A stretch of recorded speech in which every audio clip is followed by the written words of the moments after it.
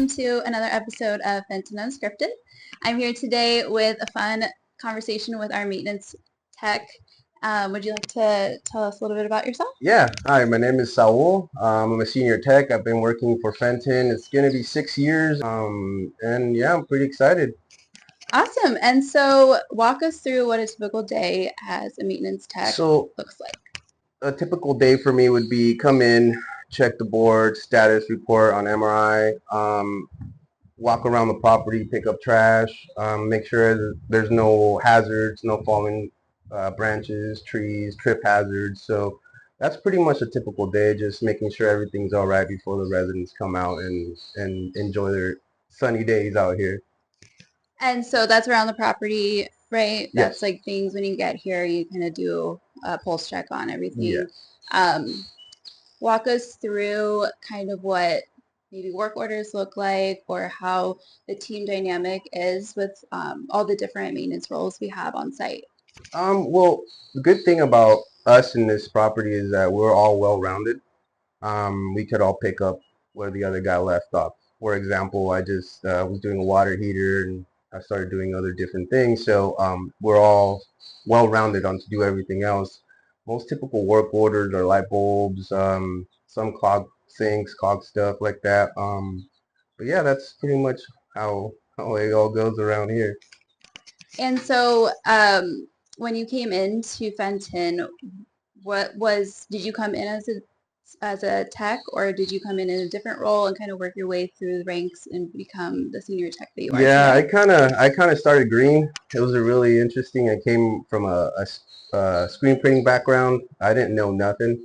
I landed such a perfect opportunity. I had two great techs. Give them a little shout out. It would be Javier and Bravo. They really helped me out. They really took the time to slow stuff down for me and kind of show me what I needed to do and do it the right way. So I thought that was really nice and interesting that somebody actually took the time to show me what I needed to do instead of just throwing me out to the wolves. So yeah. I thought that was nice of them to do that. And so sounds like you didn't have any maintenance experience in other companies before this. What kind of training did they provide or did you receive when you got here to get you prepared for your role? That's one thing that I always enjoyed about Fenton. They always gave you the tools to improve yourself. I went through the model process in the tunnels. It showed me how the basics, how to, unclog the sink, what to diagnose stuff on the stoves, dishwashers. So I thought that was cool, give me a little hands-on experience instead of just telling me what to do. I thought that was really interesting and nice. And, I really appreciate that because, again, I didn't know nothing besides just how to use a screwdriver. That was pretty much it.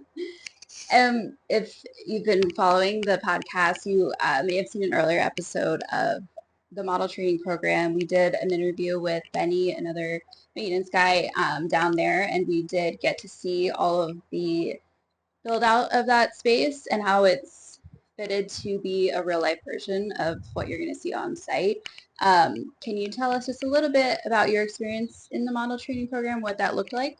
Well, it's a lot different than when I started. It's gotten a lot bigger. I really really liked it. The fact, like I said, that they give you hands-on stuff, hands-on opportunity to put your, at least to understand what you're getting yourself into.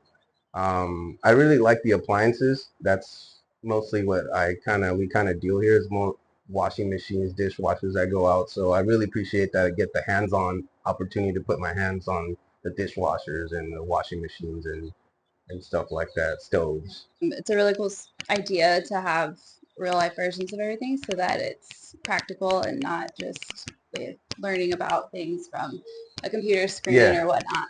And our properties have different appliances or different systems that you need to learn. So you do work orders, you do things around the property, so you must get to know some of the residents pretty well. You interact with them as you're going in their homes and things like that. Do you have any fun stories that you can share about how you've really impacted the resident experience? Yeah. Again, I got to experience a lot opportunities in this company. I got to be the floater for like a year and a half. So I was able to go around to different properties and figure out and look at stuff and work on other type of appliances. It was at one of the companies named True property, sorry, named True, and we were doing a door project. We were just painting all the doors, and it was like probably the last 3 doors that we had. And this has really kind of impacted me because it kind of showed me that the values that the company showed me, to really impact a resident. So we were just finishing off, like I said, it was 3 doors left, and I saw this little girl walk by, and she was just asking us questions like what we were doing. We are just, oh, we're painting, and then all of a sudden the parents come out, and the parents start sign language to her, talking sign language or to her, and I'm like, oh, okay, that's interesting. The baby talks, and the parents are doing sign language. So I was like, okay, so the the whole time I was trying to figure out how can I communicate with the resident. I took it upon myself at my lunch to kind of figure out a little bit of like how to tell her that we needed the door open for 30 minutes. So we like just thinking about it, practicing in my hands, in my head, practicing, and then it came to the time when I needed to talk to them and tell them, leave the door open for 30 minutes. I took what I saw on YouTube, and I kind of just, you know, try to make it a little, impactful to kind of get to their language and express myself to kind of, what I needed. And I thought it was pretty interesting that they came out of, their comfort zone and told me, thank you for taking the time to like, conversate with us in our language. Or, yeah, so that's pretty. Oh, that's awesome. So you were able to see that they maybe needed a little bit of some flexibility. Yes. It's not the traditional, here's your notice, and Yeah. how to really make it so that they feel at home. Yeah. And like you go the extra mile to make sure that you're meeting them where they are. Yeah. That's a really fun story. I Oh, did thank not you. know that. So are you like fluent now? No, I mean it was. I tried to just in case I get into that circumstances again, but I really just like I said, I got comfortable enough, and Fenton told me to be comfortable enough, and and flourish on what I need to do, and I thought that was such a good experience for me to get out of my own comfort zone and, like you said, meet them at their comfort zone, and forward there and just understand each other on that situation. So I thought it was fun. And I'm sure they really appreciated it, Yeah. and they remember that, Yeah. I'm sure. Amazing. So what would you say is something you really love about your job? Besides the interactions with the residents and just getting to meet them and getting to understand how they live is just the fact that I'm able to work without being repetitive.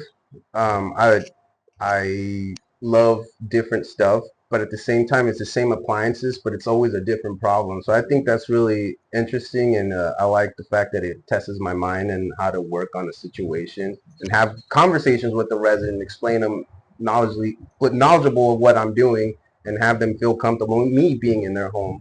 So I thought that's the main important thing is just that I try to be accommodated on what they have in their home and be okay and be comfortable communicating with them. So I think that's the best part that I can say that I like is just being open to be myself. But yeah.